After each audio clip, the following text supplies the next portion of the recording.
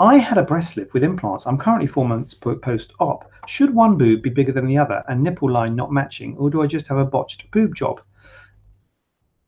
First thing I'm going to say, this isn't my patient, so it's not.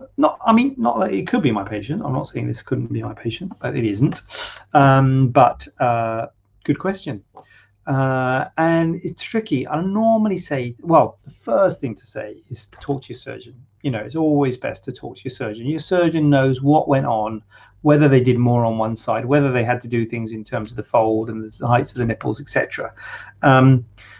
4 months post-op is early days. You know, I normally say things start to settle around 3 months, start to settle.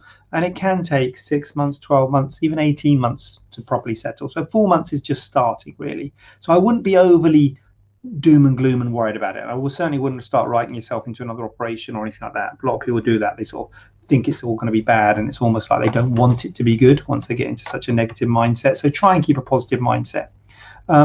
One boob bigger than the other. So a breast lift with implants is a big deal. You know, it's a big op and it does knock you out. So it's not uncommon for one breast to be bigger than the other in terms of swelling. Now, and also nipple line not matching. What I'd like to do with that is I would like to look at the pre-op, because often the nipple line is not matching pre-op and you don't notice it. You know, people that don't notice it pre-op. Mind you, if you had a lift, that could be evened.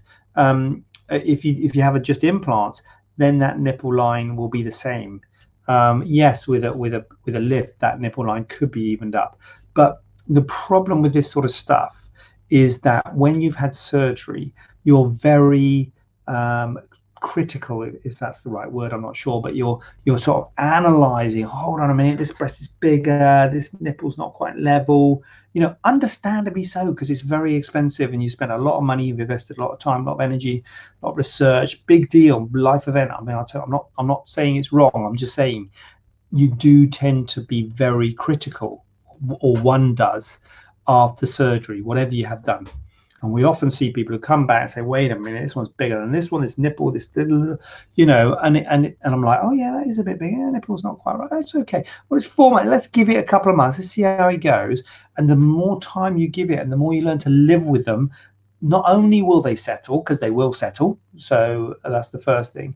But also as you learn to live with them, you know, I sometimes say to you in the clinic before you sort of examine you, one was a bit bigger than the other, wasn't it? Which one was it? And they're like, oh, can't remember. Have to look, you know, so it becomes less of an issue. So as time goes on, time heals all wounds, you know, as time goes on, not only does it settle, but also I think you learn to live with it a bit more. There's a combination. So I wouldn't be too worried at 4 months. I think it does take time for it to settle. And what I normally say to people is that